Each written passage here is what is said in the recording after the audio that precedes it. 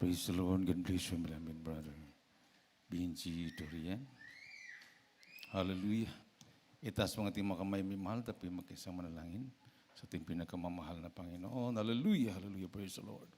O dakilang mga Diyos na makapangyarihan sa lahat, aming pinakamamahal na Panginoong Jesus, sa oras tumahalapin noon sa pangunat dalangin yung hinirang huling propeta, aming kagalang-galang at minamahal na pastor, Wildy Estrada Almeda, sa aking pagdadala ng balang mensahe, Malapinon, ikaw Diyos magbigay sa akin ng karunungan at maglangis.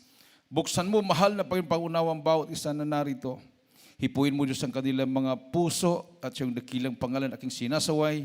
Anumang gawa ng kaaway, demonyo ng hadlang at paglangan lumaya sa aming kalagitnaan in Jesus' name. Hallelujah, hallelujah, praise the Lord. Lahat magsabi, praise the Lord. Palakpakan po natin ating mahal na Panginoon, minamahal. Unang-una, ang pinakamataas na pagpupuri, pagluwalhati, pagdakila, pagsamba ay sa ating pinakamamahal na Panginoong Jesucristo lamang.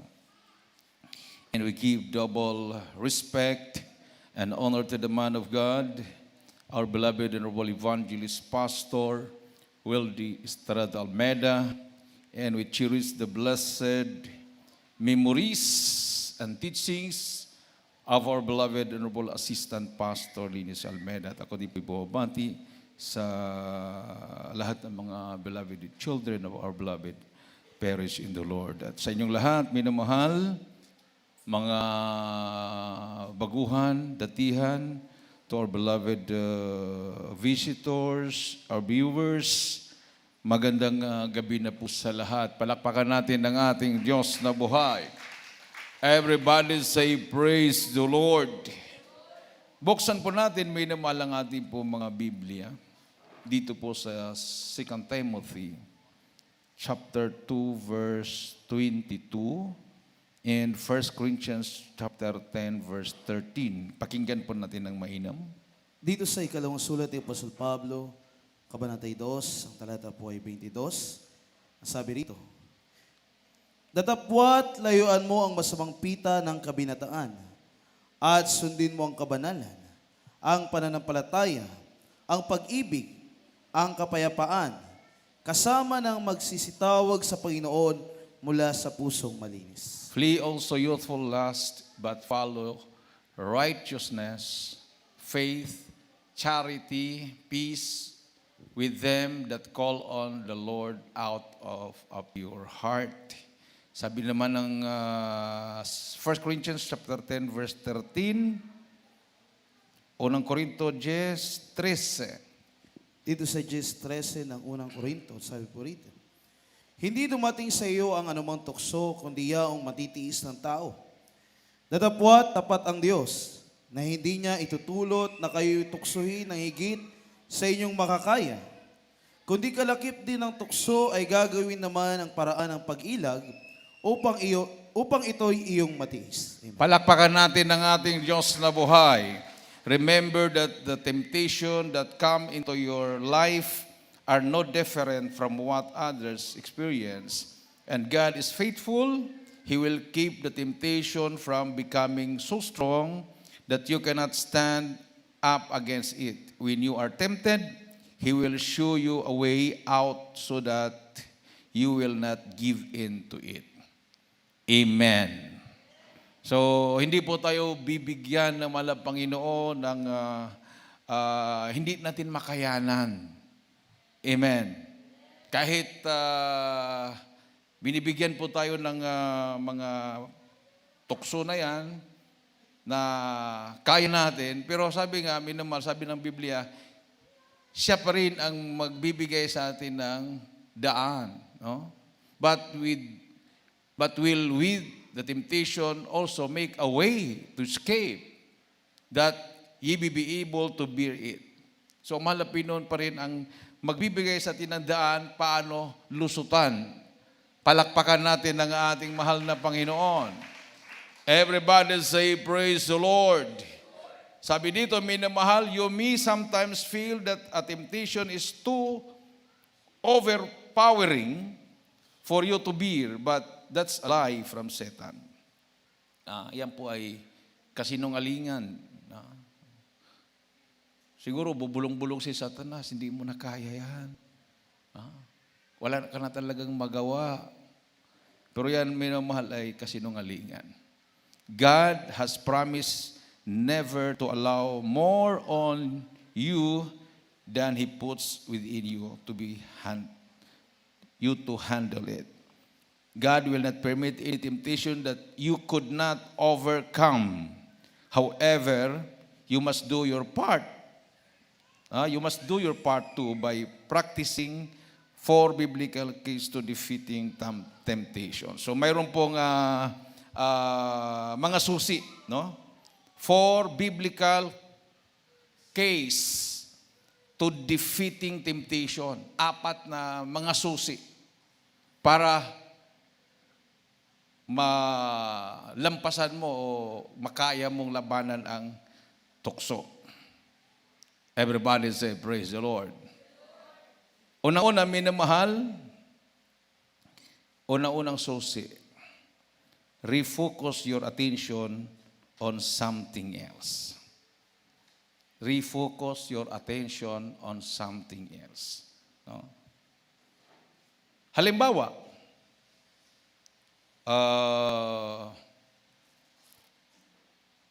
marami kasing klaseng tukso eh. Tukso sa pagkain, di ba? Hindi naman yan tukso sa, halimbawa, may gagamiting manunukso sa'yo. Kuminsan yung tukso, yung gusto mong mag-fasting, matukso ka sa pagkain, di ba?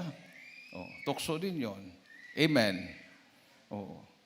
Gusto mong mag-concentrate sa paglilingkod, matukso ka sa panunood ng television instead na magbasa ka ng Bible.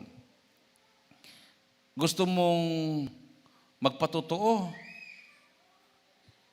matukso ka. Na instead na magpatotoo ka, ikaw naman yung nakikinig ng kwento ng iba na hindi patungkol sa mahal na Panginoon. Ibig sabihin, natalo ka. No?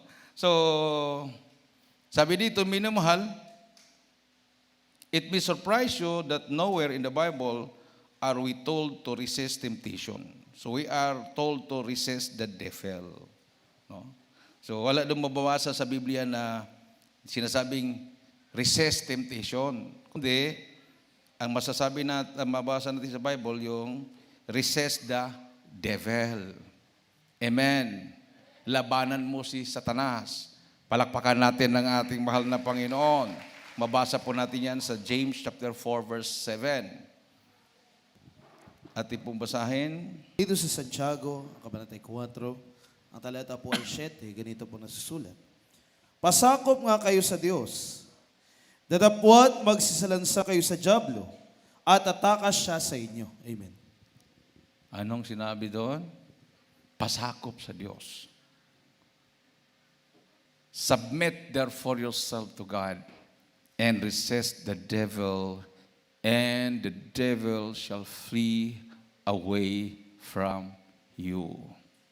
Yan po ang dahilan kung bakit minmal kahit sinisigaw ng tao, I am anti-corruption, lahat-lahat na yan, anti-rape, lahat na. Anti-drugs. Hindi naman sila nagpapasakop sa Diyos.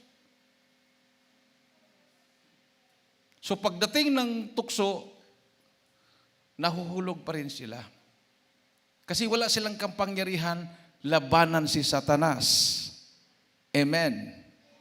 Si Satanas, makapangyarihan yan eh. Hindi naman siya tinanggalan ng kapangyarihan nung siya ay hinulog dito sa lupa. Nung siya ay pinalaya sa langit. Dala-dala pa rin niya yung kapangyarihan niya. At imagine, Lucifer was an archangel before, second power to God. Ang kanyang kapangyarihan ay pangalawa sa Diyos. Yan nga ang dahilan kung bakit siya ay nagrebelde. Dahil ang kanyang kapangyarihan ay second to God. Siya yung siya yung makapangyarihan sa lahat ng mga anghel.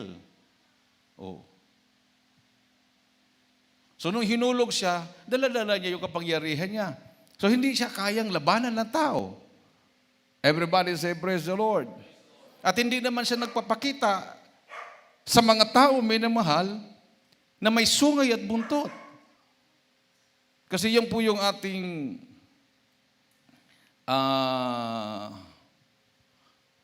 nalalaman. Na si Satanas ay may sungay, si Satanas ay may buntot. So, pag makita tayo ng may sungay at may buntot, siguro ganyan si Satanas. So, ang nakita mo, gwapo, gwapa, ay hindi si Satanas yan. Amen. Everybody say, praise the Lord. Ayun pala, nag-anyong, si Satanas ay nag-anyong, gwapo, at gwapa. Di natukso na ang tao. Amen. Palakpakan natin ang ating mahal na Panginoon. Everybody say, praise the Lord. Eh, matukso ka ba kung mayroong magpakita sa iyo may sungay at buntot? Eh, siyempre matakot ka. Ha? Tatakot ka. Eh, pero kung magpakita sa iyo talagang gwapong-gwapo o gwapang-gwapa, mahulog yung puso mo. Amen. So, hindi mo namamalayan, nakapasok ka na sa bitag ng kaaway. Palakpakan natin ang ating mahal na Panginoon. So, salamat sa mahal na Panginoon, minamahal. Nandito tayo sa gawain ito. 47 years na po, minamahal, ang Jesus Miracle Crusade. 47 years of God's awesome power, goodness, and faithfulness. Tayo po, nung nandito sa Jesus Miracle Crusade, hindi man natin masasabing walang mga tukso, pero kaya nating nilabanan ng tukso dahil kasama natin ang Diyos. Hindi katulad dati, sunod-sunuran tayo sa gusto ng demonyo. Amen. Everybody say, praise the Lord.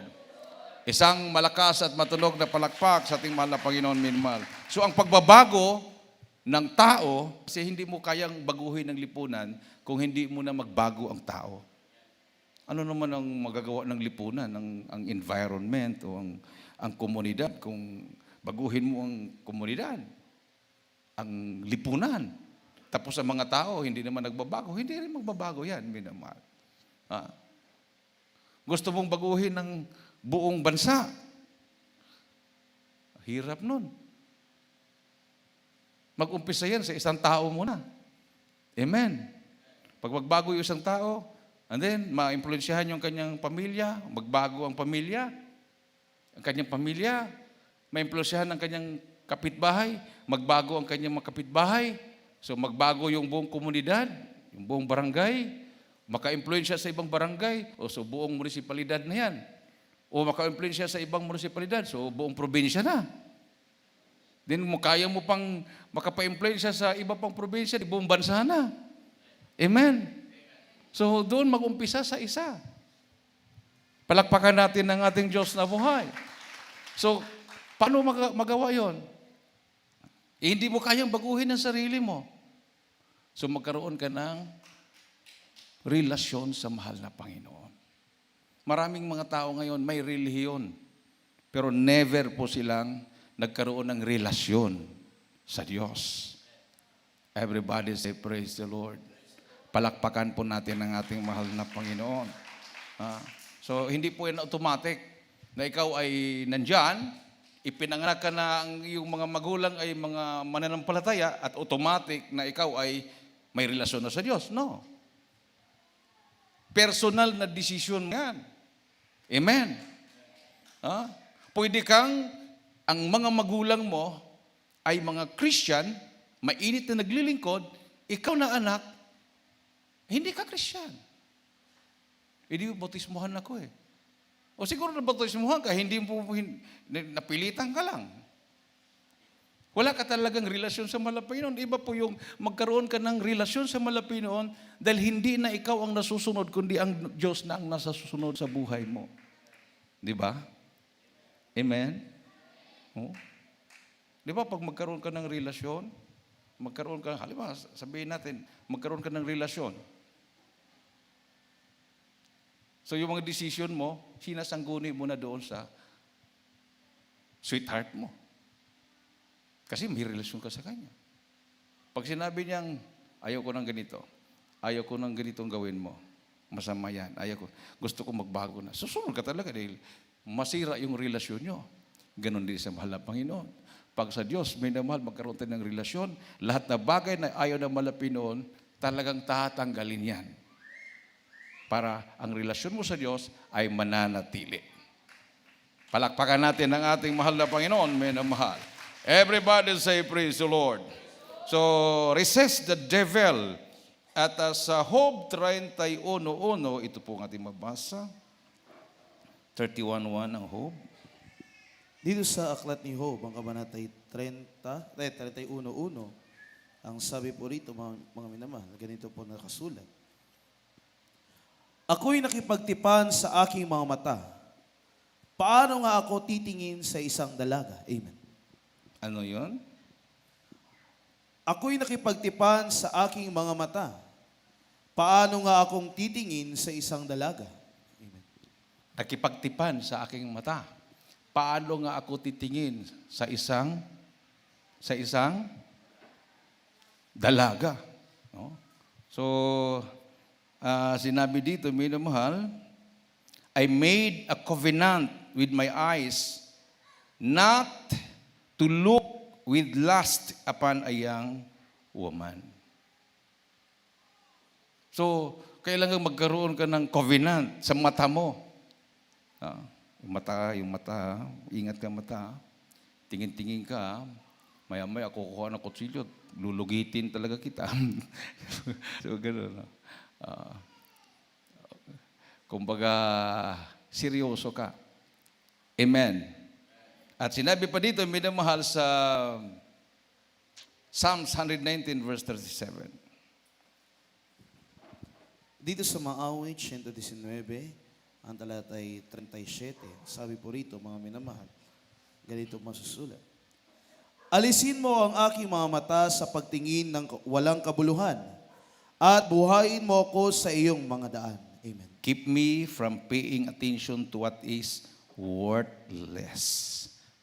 Everybody say, praise the Lord. Oh, ipipray mo yon.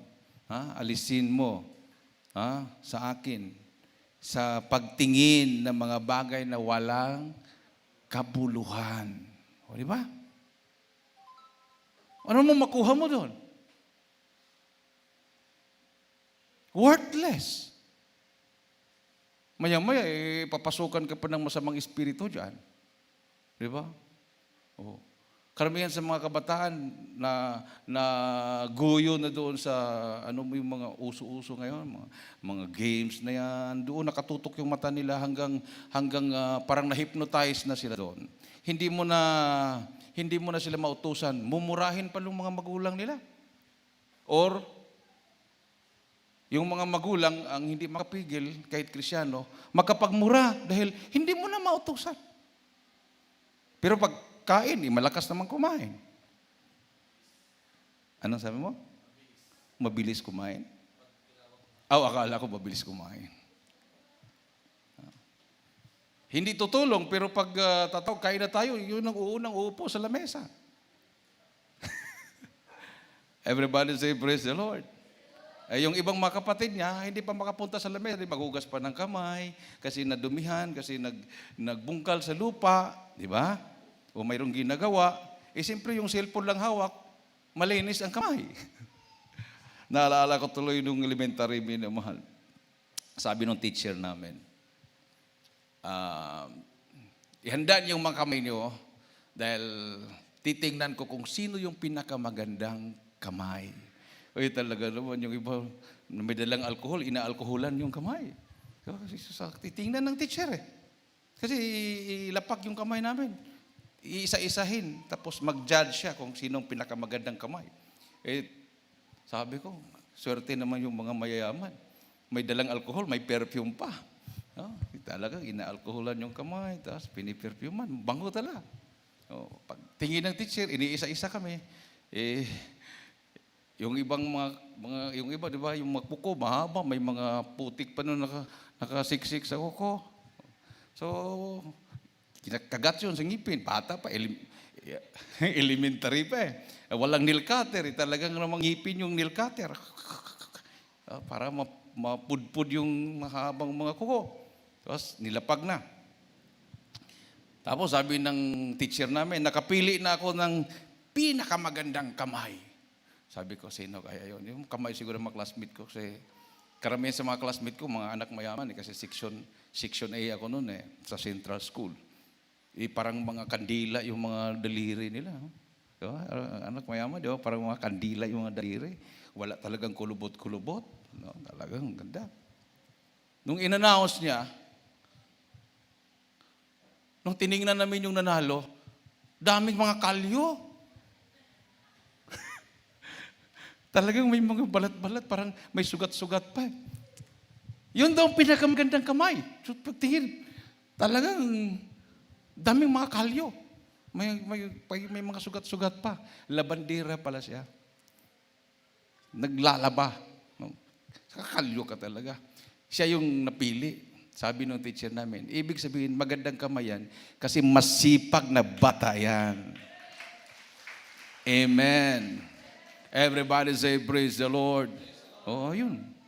Talagang pag masipag ka, hindi mo talaga ma-maintain yung beauty, di ba? Oh, hindi mo ma-maintain yung beauty ng kamay mo. So, yung pala yung magandang kamay. Na isang kamay ng isang tao na nagkakalyo-kalyo dahil siya ay masipag sa trabaho. Everybody say, praise the Lord. Isang malakas at matunog na palakpak sa ating mahal na Panginoon, minamahal. Ha? Kasi anuhin mo naman yung pag-maintain mo ng kamay. Paglaki mo, mag-asawa ka, hindi ka marunong magsaing, hindi ka marunong mahugas sa plato, mag-hire ka ngayon ng maid. Sasahuran mo yon. Amen. Kung paano kung walang pangsahod yung husband mo, di masuntok ka. Masampal ka ngayon dahil wala kang alam. Magluto ka lang ng itlog. Yung ano ba yung sunny side up ba yan? Oh. Tapos paglagay mo sa plato, uling na. Uling side up. Hindi mo na malaman kung itlog ba o ano. Basta kulay itim na. So, mga ganyan, minamahal. So, sa Kristiyano, kailangan talaga sa Kristiyano, minamahal. Sabi nga, work out your own salvation. May work. Ikaw ay gagawa talaga. Amen. Everybody say, praise the Lord. Sa Hebrews 3:1, ating pong basahin. Dito sa sulat sa mga Hebreo, ang kabanatay 3, ang talata po ay 1. Ganito pong nakasulat. Ang sabi po rito, kaya, mga banal na kapatid, mga may bahagi ng pagtawag ng kalangitan, inyong isipin ang apostol at dakilang saserdote na ating kinikilala, si Jesus. Amen. Fix your thoughts on Jesus. Sa 2 Timothy 2:8, Sa ikalawang Timoteo, kabanatay 2, ang talata po ay 8, sabi rito, alalahanin mo si Jesucristo na muling nabuhay sa mga patay, sa binhi David, ayon sa aking ebanghelyo. always think about Jesus Christ. Palakpakan natin ng ating mahal na Panginoon.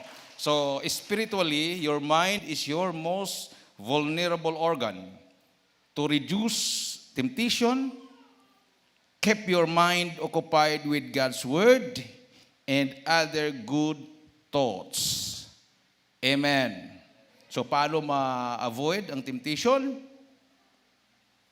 Hindi ka makakapaggawa ng kasalanan. Sabi dito, minamahal, keep your mind occupied with God's Word. Yung isip mo, kung maaari, puno ng salita ng Diyos. Amen. Kasi pag once nabubulong na si Satanas, sasagutin mo naman si Satanas sa pamagitan ng salita ng Diyos. Di ba? Nung sinabi ni Satanas kay nasa mahal na Panginoon, sabi niya, kung totoong anak ka ng Diyos, yung bato na yan, gawin mong tinapay. No? Kasi alam ni Satanas na ang malapi noon sa fasting, so ano yung kanyang pangangailangan? Pagkain, amen. So alam niya na gutom. So alam ni Satanas kung anong desire mo. Ano yung kahinaan mo, yung desire mo. So doon siya papasok sa desire mo. Everybody say, praise the Lord. Oh. Sasakyan niya yun. Para bang NPA, kung ano yung problema ng mga tao, sinasakyan. Sinasakyan yung problema. So, mapaniwala ka talaga dahil totoo naman yung kanilang sinasabi. Dahil sumakay nga sila sa problema. Ganun si Satanas. Kung ano yung problema mo, sinasakyan niya yon. Kung ano yung pangangailangan mo, sinasakyan niya yon. So, hindi mo mahalata kasi ikaw naman ang nangailangan nun. Amen. Sumasakay lang siya. Ganon din ng mga rebelde. Sumasakay sa isyo. Tapos, kung makumbinsi ka, daling ka sa bundok, ayun, gira-gira ka na doon. Oh. Tapos, doon mo realize, ba't ako napunta dito? Hindi pala ito solusyon ng problema ko. Ang problema ko, yung kahirapan, ang problema ko kung paano mabuhay, bakit ako, mamatay na tuloy ako dito sa gera. Akala ko ba solusyon to? Di ba? So, ganoon, si Satanas, tumitera siya, sumasakay sa desire mo. Tapos, pag ikaw naman ay makumbinsin niya, ipapahamak niya ang buhay mo. Amen. Everybody say, praise the Lord. So, your mind is your vulnerable organ. To reduce temptation, keep your mind occupied with God's Word and other good thoughts. So you defeat bad thoughts by thinking of something better. Something better. So kung mayroon kang mga iniisip na hindi magaganda, baguhin mo yon at mag-isip ka ng maganda. Huwag kang maging negative thinker. Karamihan sa mga negative thinker, yun ang pinapasukan ng kaaway, hindi sila nagtatagumpay. Pumapasok talaga yun, minimal, kung minsan nagko-question ka, pero kailangan mong baguhin yung pananaw mo. Katulad ngayon, pandemic, pwede kang mag-isip na wala ka ng pag-asa, wala na talaga. Hindi ka na makalabas ng bahay, wala na, hindi ka na makadalo. Wala na. Bakit ganito, Lord? Bakit? Pag hinahintulutan mo. Baguhin mo yon. Ang isipin mo yung mabuti. Wala yan. Kayang-kaya ko to. Kasama ko mahal na Panginoon. Amen? At magulat ka. Smooth ang buhay mo. Parang walang pandemic. Palakpakan natin ang ating mahal na Panginoon. Yung iba, nagkaroon ng depression. Ito lang, humina yung kanilang immune system. Ayun, natatamaan ng lagnat, sipon, bumigay ang katawan. Sabi, COVID na. Diba? So, yan po yung mga paraan ng kaaway para ikaw ay talagang matatalo niya, minamahal. No? So, you overcome evil with good. Satan cannot get your attention when your mind is preoccupied with something else. That's why the Bible repeatedly tells us to keep our minds focused. So, fill your minds with those things that are good and that deserve praise. Things that are true, noble, right, pure, lovely, and honorable. Ati pong babasa yan sa Philippians chapter 4, verse 8. Ati pong pakinggan ng mainam, minamahal. Dito po sa sulat ni Apostol Pablo sa mga taga-Pilipos sa Kabanatay 4, ang talata po ay 8. Ganito po nasusulat. Katapos-tapusan, mga kapatid, anumang bagay na katotohanan, anumang bagay na kagalang-galang, anumang bagay na matuwid, anumang bagay na malinis, anumang bagay na kaibig-ibig, anumang bagay na mabuting ulat, kung may anumang kagalingan, at kung may anumang kapurihan, ay isipin ninyo ang mga bagay na ito. Amen. Palakpakan natin ang ating mahal na Panginoon, minamahal. So, nasa iyo pala yung choice. Nasa iyo pala. Oh? You are what you think. May kasabihan na gano'n, you are what you think. Kung ano yung iniisip mo patungkol sa iyo, yun yung kalagayan mo. Ah? Kung inisip mong talunan ka talaga. Amen. Kung sa pag-aaral pa, pag inisip mong bubo ka, bubo ka talaga. Pero kung inisip mong ikaw ang pinakamatalino, magugulat ka, mag-i-improve yung grades mo. At magulat ka, mayroon ka palang talent. Pag iniisip mo palagi, walang imposible sa Diyos, mayroon din gumagamit ng salitang, walang imposible sa Diyos, wala namang ginagawa. Ba't hindi ka nagbasa ng libro? Ba't hindi ka nagbasa ng modules? Ba't hindi ka nag-review? Walang imposible sa Diyos. Paano yun? Ba't hindi ka nagsaing? Anong kakainin mo? Walang imposible sa Diyos. Everybody say, praise the Lord. Talaga naman, kung busy ka siguro sa gawain naman, pwede yun. Ha? Oh, pagdating doon sa classroom, pag-exam, parang may Diyos na nagdidictate sa'yo. Yan ang answer yan. Pastor, ikaw ang highest. Kung walang imposible, wala ka namang ginagawa. Nagsiselfone ka lang. Naglalaro ka lang sa gadget mo. Zero ka talaga. Amen. Maliban lang kung busy ka. Kung busy ka sa trabaho, busy ka sa gawain ng Panginoon. O hindi ka nagsasaing, wala imposible sa Diyos. Maya-maya, may nahipo, hinatiran ka ng pagkain, masasarap na ulam. Dahil hindi mo na maasikaso yung pagsaing, dahil ikaw ay may ginagawa. Amen.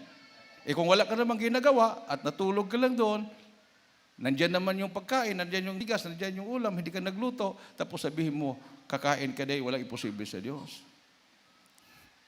Everybody say, praise the Lord. Imposible yata. Amen. So, kuminsan, yung katamaran, hindi kasi natin iniisip na ang katamaran ay kasalanan. Ang katamaran ay kasalanan. Isipin mo yan, ang pagiging tamad ay kasalanan. Para hindi ka manatiling tamad. Palakpakan natin ang ating mahal na Panginoon.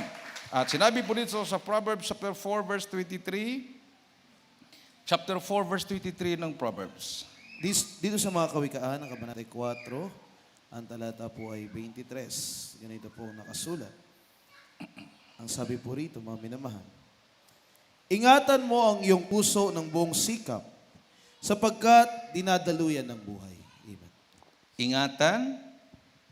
Ingatan mo ang iyong puso ng buong sikap, sapagkat dinadaluyan ng buhay. Ayun.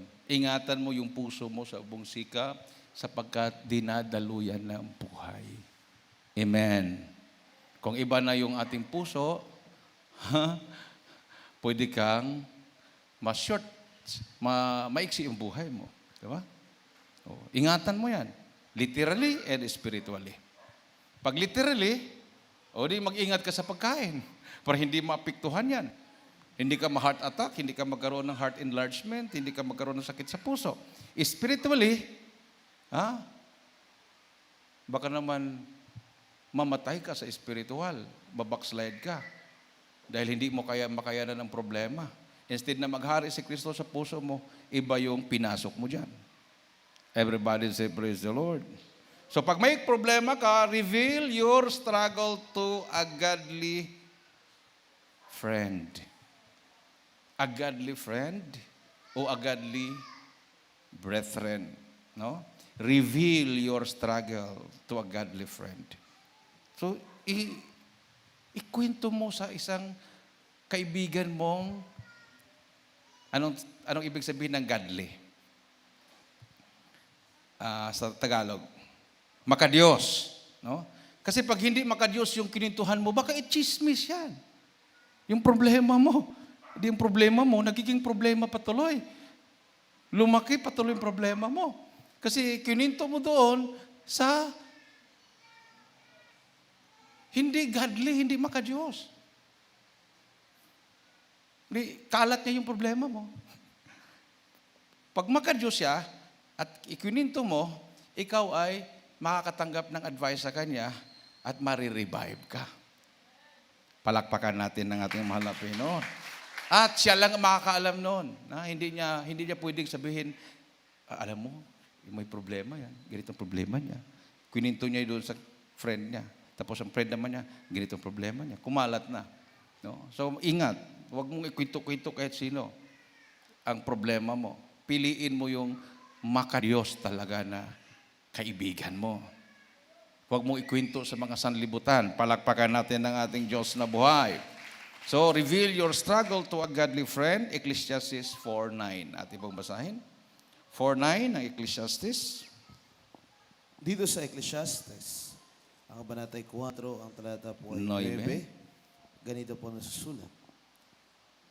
Dalawa ay maigi kaysa isa, sapagkat sila ay may mabuting kagantihan sa kanilang gawa. Amen. Dalawa ay may maigi sa isa. So pag may problema ka, huwag mong suluhin. Mas magandang mayroon kang masabihan para naman maibsan yung bigat ng problema mo. Amen. So mas maganda yung dalawa. Kaya nag-iisa ka. Sabi nga, no man is an island. So, hindi ka pwedeng mag-isa. Kailangan, pag maglakad ka nga kung pwede, huwag kang mag-isa. Mayroon kang kasama. At least dalawa kayo. Kasi pag mayroong mga tukso, mayroong mag-remind sa'yo, masama yan. Amen? Hindi na maganda yan. Pero kung nag-isa ka, walang magre-remind sa'yo. Palakpakan natin ang ating Diyos na buhay.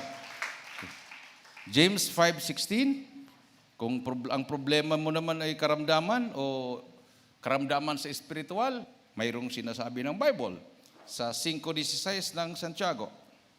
Dito sa sulat ni Santiago, ang kabanatay 5, ang talata po ay 16, sabi rito, magpahayagan nga kayo sa isa't isa ng inyong mga kasalanan at ipanalangin ng isa't isa ang iba upang kayo magsigaling.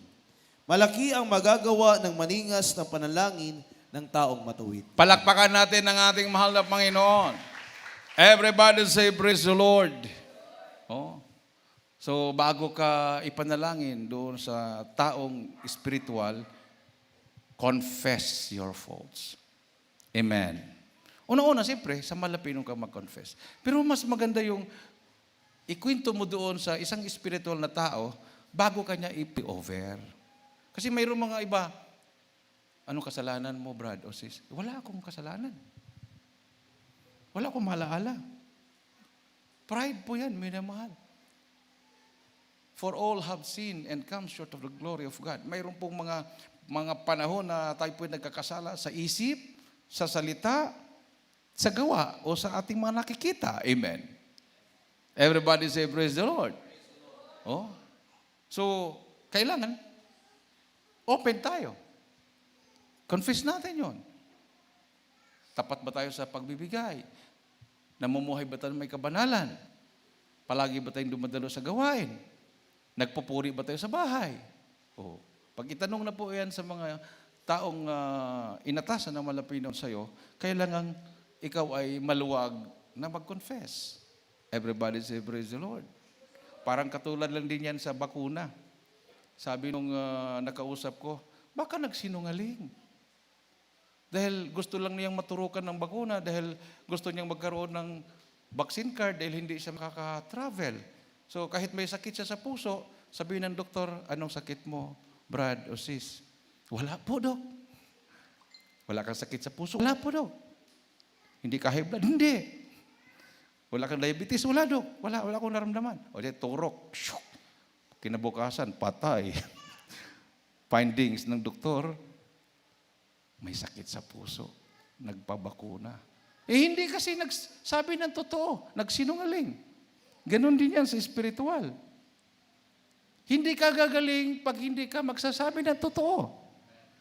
Amen. Palakpakan natin ng malakas na palakpak at mahal na Panginoon, may nang mahal.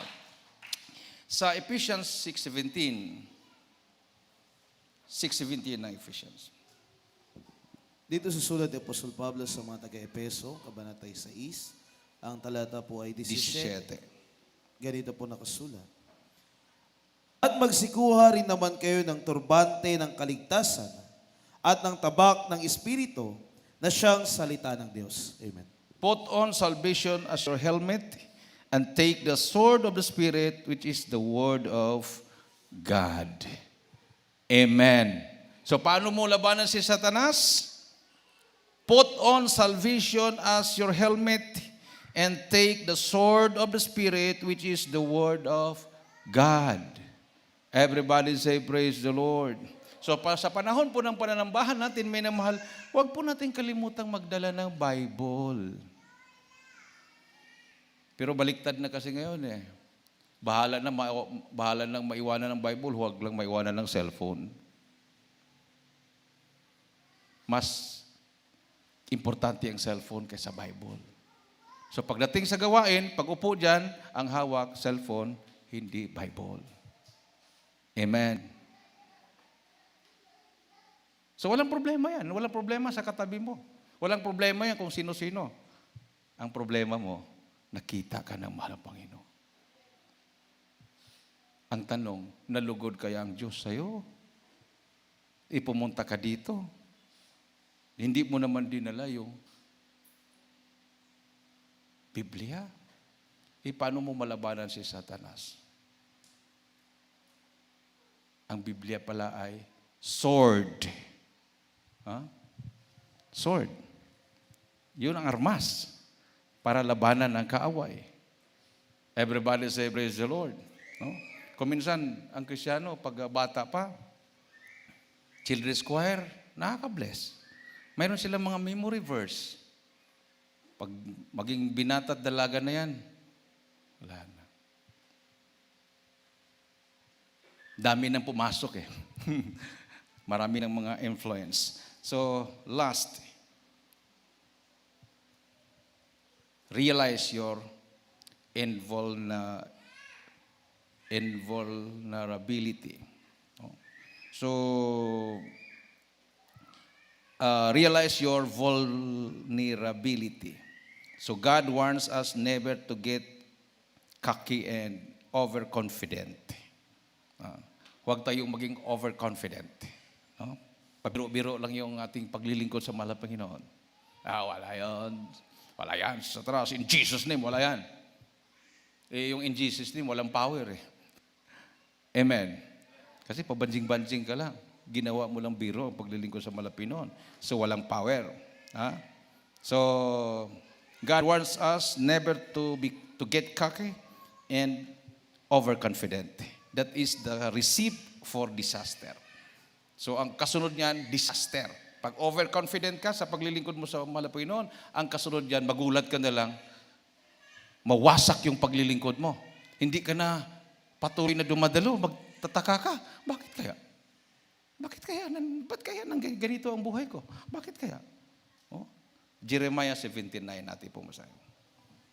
3 last verses. Maghanda na po yung ating mga singers and instrumentalists.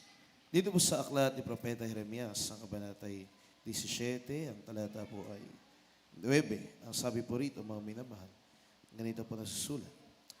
Ang puso ay magdaraya ng higit kaysa lahat ng bagay at totoong masama. Sinong makakaalam? Everybody say, praise the Lord. Mayroon pa namang mga Kristiyano, minamahal na sinasabi, don't judge. Huwag kayong maghusga. Judgmental ka. Hindi mo alam ang puso ko. Di ba? Yun yung karamihan. Huwag kang maghusga. Hindi mo alam ang puso ko. Bakit alam mo ba yan? Sabi ng Biblia, wala nakakaalam sa kondisyon ng puso mo, kundi ang Diyos lang. Tapos sabihin mo, hindi mo alam ang puso ko. Huwag kang maghusga. Kung hindi mo nakita sa akin ng kabanalan, pero ang puso ko, banal sa Diyos. Paano mo nalaman yun? Sabi dito, the heart is deceitful above all things and beyond cure. Deceitful. Ano bang deceitful? Mapaglinlang. Niluloko ka lang sa puso mo. Masakit na katotohanan, pero totoo yan. Mayroong mga nagpabigti dahil niluloko siya ng puso niya. Nalinlang siya. Bigti, hindi niya kayang problema. Iniwanan ng crush. Naggumasto na siya. Talagang nakafocus na siya doon. Marami na siyang plano. Siya na talaga. Tapos siya pala, dinaya lang siya ng puso niya. Ayun, nagbigti. It is pagbibigti na physical or pagbibigti na spiritual. Hindi na dumadalo. Patay na sa spiritual. Amen. Everybody say, praise the Lord. Palakpakan natin ng malakas na palakpak ating mahal na Panginoon, minamahal. Sa Proverbs 14:16. So, sabi po dito, minamahal, sabi dito, God warns us never to get cocky and confident that is the recipe for disaster. The heart is deceitful above all things and beyond cure, according to Jeremiah 17:9. That means we are good at fooling ourselves. We are good at fooling ourselves. Tayo lang din ang nanluloko sa sarili natin. Kasi naniniwala tayo sa ating puso. Niluloko natin ang ating sarili. So magaling tayo doon. Given the right circumstances, any of us are capable of any sin. So we must never let down our guard and think we are beyond temptation. So sabi ng Proverbs 14:16 at 1 Corinthians chapter 10 verse 12. Dito sa mga Kawikaan 14:16, ang sabi po rito, ang pantas ay natatakot at humihiwalay sa kasamaan. Ngunit ang mangmang ay nagpapakilalang palalo at timawa. Amen. Everybody say praise the Lord. Yung pantas, yung wise, ano yung wise? Ang pantas ay natatakot at humihiwalay sa kasamaan. Ang pantas ay natatakot at humihiwalay sa kasamaan. Yun yung wise, matalino. Ano naman yung hindi matalino? Yung mangmang. Ngunit ang mangmang ay nagpapakilalang palalo at timawa. Amen. Ang mangmang, siya parang akala mo may alam, pero wala palang alam. Amen. Everybody say, praise the Lord. So, ang wise, pag makarinig siya na mali siya, accept niya yun. Di ba yung mga matatalino ganon? Yung matatalino, pag sinabing wrong, talagang sa sunod, accept niya yun. Accept niya yung wrong niya. Sa sunod, talagang magsumikap ako na, ay ito, mali ako dito. Mali ako. Sunod, mag-study pa ako para wala akong wrong. Pero yung mangmang, bakit ni wrong yan? Tama yan ah. Talagang makipagdebate pa yan eh. Tama naman yung answer ko ah. Bakit wrong yan? Kasi hindi nga niya alam kung anong tama. Amen. Ang nasa isip niya, tama siya. So nung nirongan ng teacher, hindi niya matanggap dahil hindi nga niya alam kung ano ang tama. Pero kung ang mga matatalino, pag nirongan ng teacher, hindi siya nagre-reklamo dahil alam niya, mali siya. Amen. Ganon din sa paglilingkod sa Malapinon. Pag ikaw ay na-rebuke, pag ikaw ay matalinong Krisyano, tinatanggap mo yung rebuke. Pag ikaw ay mangmang, ay lalabanan mo yung nag-rebuke. Amen. Hanapan mo ng lusot. Hanapan mo siya ng puwing. Rebuke, ganito. Ngayon ang mangmang. Pero kung ang matalino ay nakarinig ng pangangaral, lalo siyang susunod sa kalooban ng mahal na Panginoon. Huling talata, 1 Corinthians chapter 10 verse 12. Dito sa unang sulat ni Apostol Pablo sa mga taga-Korinto, ang kabanatay 10, at talatay 12, sabi rito, kaya't ang may akalang siya'y nakatayo, mag-ingat na baka mabuwal. Amen. Pakiulit. Kaya't ang may akalang siya'y nakatayo, mag-ingat na baka mabuwal. Amen. Ayan. mag-ingat na baka mabuwal. No? Mag-ingat na baka mabuwal. So, don't carelessly place yourself in tempting situations. Avoid yung mga naghahatak sa'yo ng kapahamakan. Remember that it is easier to stay out of temptation than to get out of it. No? Mas maganda yung hindi ka papasok sa tukso kaysa nakapasok ka na at paano ka makalabas sa tukso. Amen. Everybody say praise the Lord. No? Remember that it is easier to stay out of temptation than to get out of it. Pag sinabing to get out of it, nakapasok ka na. Paano ka makalabas? Di ba? O, halimbawa lang po to. Inatukso ka. Lahat na nakagusto sa'yo, pinagbigyan mo ngayon. Kahit magkapatid na dalawang sister, naging kasintahan mo yung dalawa, hindi nagkakaalaman yun. Pasok ka doon. Ang problema, paano ka makalabas? Paano ka makalabas? Nakapasok ka na. No? Paano ka makalabas? Mas maganda yung bago ka pumasok, dumistansya ka na, hindi mo ginawa. Na-resist mo yon. Amen. Kaysa pinasukan mo at ang problema, paano ka makalabas doon sa pinasukan mong sitwasyon. Everybody say, praise the Lord. Palakpakan natin ng ating Diyos na buhay minamahal. Isang malakas at matunog na palakpak sa ating mahal na Panginoon. So don't be so naive and self-confident. You are not exempt. You could fall flat on your face as easily as anyone else. Forget about self-confidence. It is useless. Cultivate God confidence. Hindi self-confidence. God confidence. Amen. Para din yan sa pag-aaral, di ba? Self-confidence. Bumagsak. Paano yun? Ako pinakamatalino. Siyempre self-confidence. Mas maganda yung God confidence. Ang mahalapin nun ang magbibigay sa iyo ng katalinuhan. Amen? No? Ikaw na bahala mahalapin. Kahit matalino ka, be prayerful. Hindi self-confidence, God confidence. Kasi lahat ng mga Kristyano matalino eh. Wala namang bubo, walang mangmang. Ang mangmang lang yung hindi naniniwala sa Diyos. Ang lahat naniniwala sa Diyos ay tinatawag na matatalino. Amen.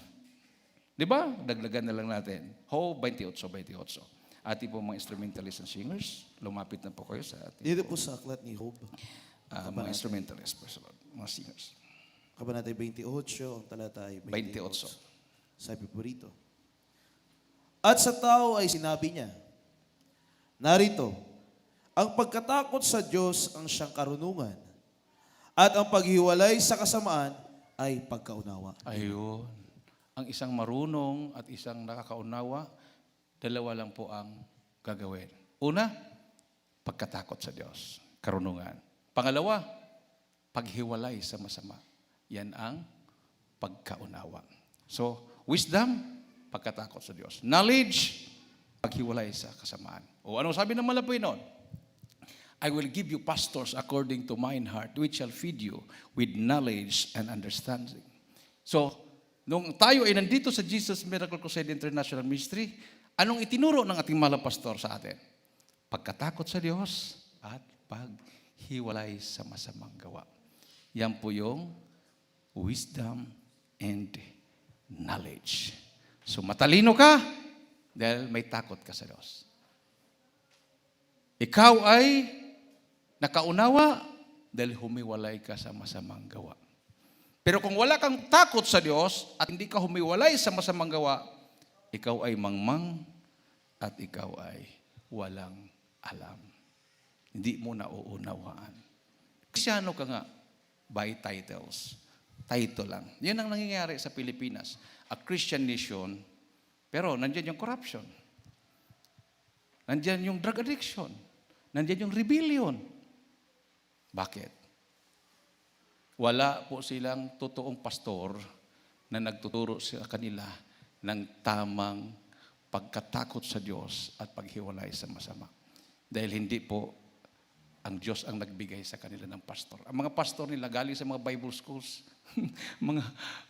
Ano yan powerless. Masakit man yan sa mga pastor na graduate sa Bible school, totoo po yun. They are powerless. Kasi hindi naman ang Diyos ang nag-appoint sa kanila. Sila ang nag-appoint sa sarili nila. Nag-aral sila pagka-pastor dahil sa katinuhan sa utak nila. Karamihan, mga abogado o nagpastor. Ang galing, magsalita. Pero ang mga tao, walang pagbabago. Labas-pasok sa kulungan. Labas-pasok sa ospital. Wala talaga. Puro salita, walang kapangyarihan. Awitan po natin ating mahal na Panginoon. Magpasalamat tayo sa ating Diyos na buhay minamahal. Binigyan po tayo ng mahal na Panginoon ng tunay na pastor. Tunay na propeta ng Diyos. Na kanyang buhay ay nasa pag-ayuno at panalangin. Pagpupuri sa mahal na Panginoon. Mayroon bang gumawa ng ganyan na ibang pastor? Wala. Dahil sila ay nagtitiwala sa kanilang sarili. Self-confidence sila. Mayroon silang mga diploma. Mayroon silang mga awards. Mayroon silang ipapakita sa membro na ako ay graduate ng ganitong seminary o theological or Bible schools. Theological seminary. At ganito yung aking nakamtan. Hindi po yun. Ang ating pinaka-professor, pinaka-guro, na doon tayo magpapaturo ang Diyos na buhay.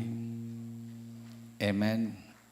Pag makapasa tayo sa Kanya, gagamitin ka niya.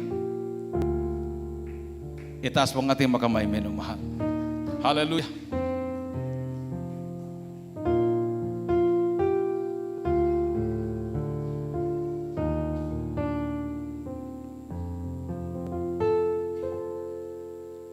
Minsa'y nagtatanong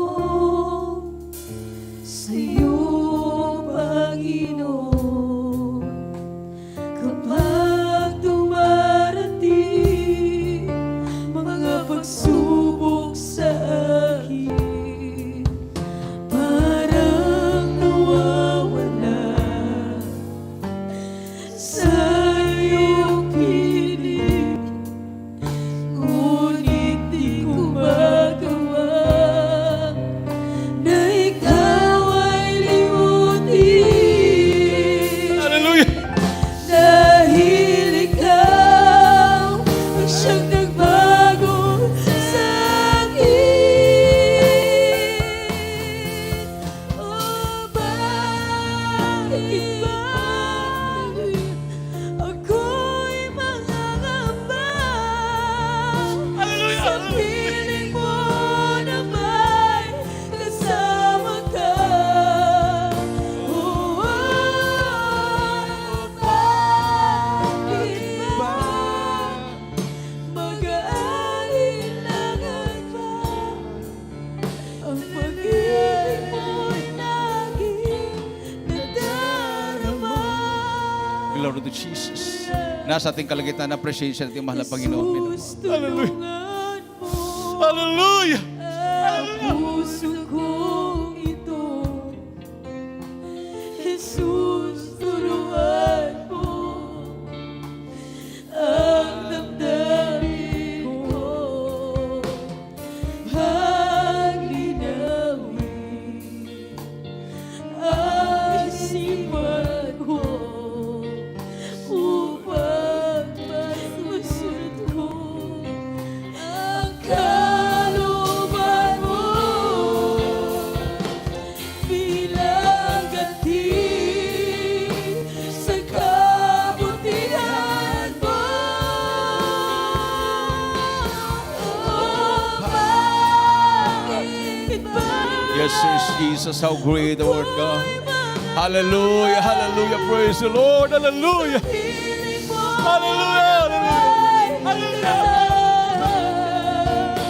Oh, bakit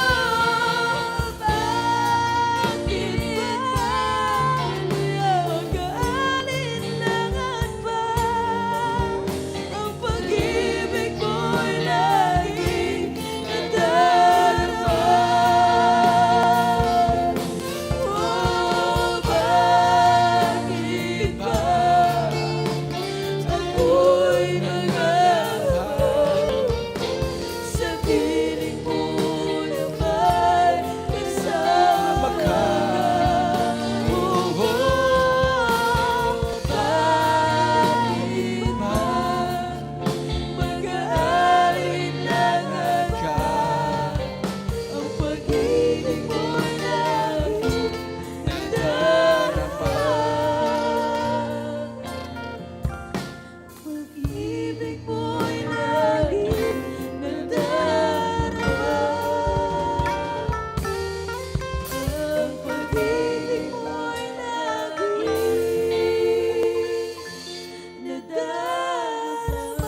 Hallelujah, hallelujah, hallelujah.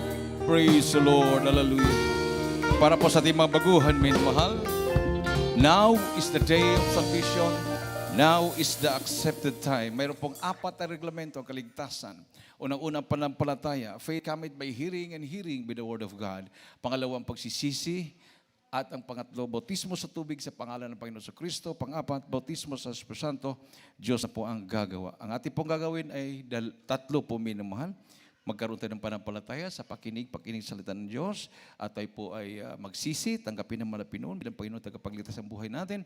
At pangatlo, huwag pong kalimutan, tanggapin ang bautismo sa pangalan ng Panginoong Kristo para mahugasan at mapatawad ang ating mga kasalanan. Sa lahat ng mabaguhan, sa ating mga viewers, sumunod po kayo sa panalangin ito, minamahal. Taos puso, banggitin po itong panalangin. Mahal na Panginoong Isus, maraming salamat sa Ebanghelyo ng Kaligtasan na aking napakinggan. Mahal na patawarin mo ako sa lahat na aking managawang kasalanan. Ako po'y taos pusong nagsisisi.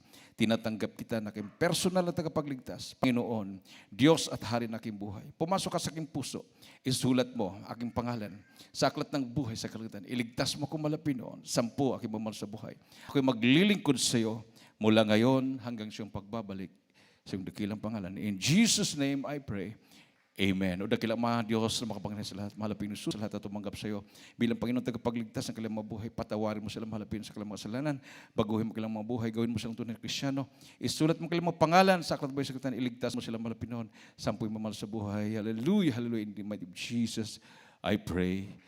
Amen and amen. Everybody say, praise the Lord. Tayo po yung manalangin sa ating mga pangailangan. Ilagay po yung ating kanang kamay sa ulo, kaliwang kamay sa parte ng ating katawan na may karamdaman, minamahal. Tayo po yung magkasama manalangin. Hallelujah.